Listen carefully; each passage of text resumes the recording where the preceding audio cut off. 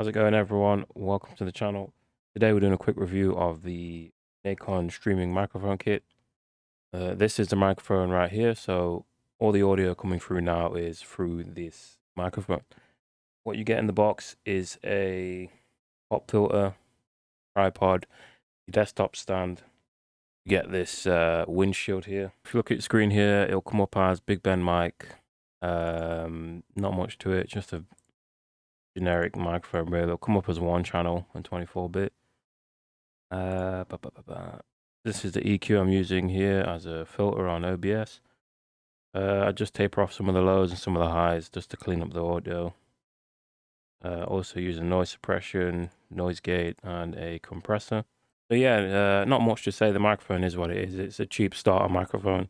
It is pretty good for what it is. For the price tag, it is pretty good.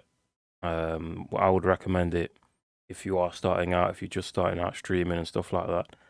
I'd go for it. Get everything in the box that you need. You should have no problems really. It's just a plug and play. You don't have to install anything. And yeah, it's pretty good.